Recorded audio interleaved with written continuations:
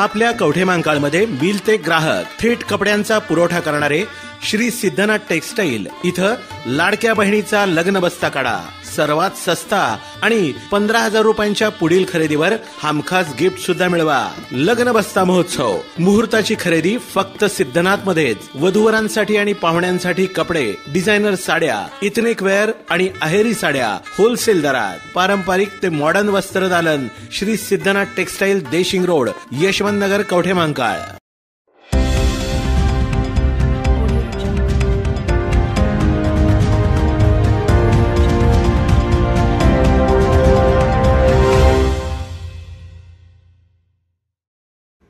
के मराठी न्यूजच्या वृत्ताची दखल घेऊन नॅशनल हायवेची दुरुस्ती सुरू.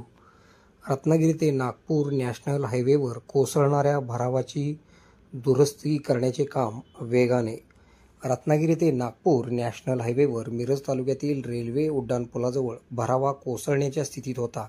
याबाबतचे 29 डिसेंबर 2024 रोजी वृत्त के मराठी न्यूजवर प्रसारित करण्यात आले होते. या वृत्ताची दखल घेऊन केंद्र शासनाच्या रस्ते विभागाने घेतलेली असून संबंधित कंत्राटदाराला तातडीने कोसळणारा भरावा दुरुस्त करण्याच्या सूचना दिलेल्या होत्या. त्याप्रमाणे हे काम वेगाने सुरू झालेले आहे.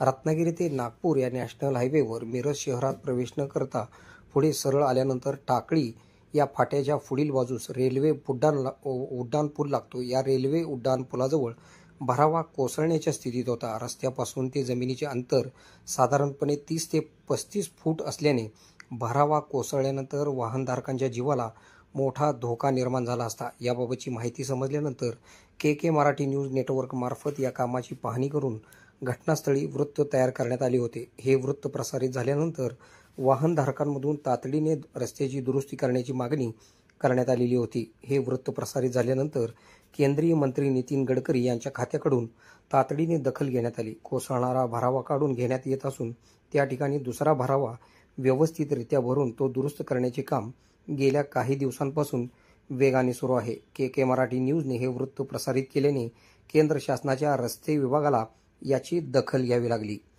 आपल्या भागातील बातम्या पाहण्यासाठी आमचे न्यूज चॅनल सबस्क्राईब करा व लाईक करा. मुख्य संपादक कुणाल कोठावळे, के मराठी न्यूज नेटवर्क.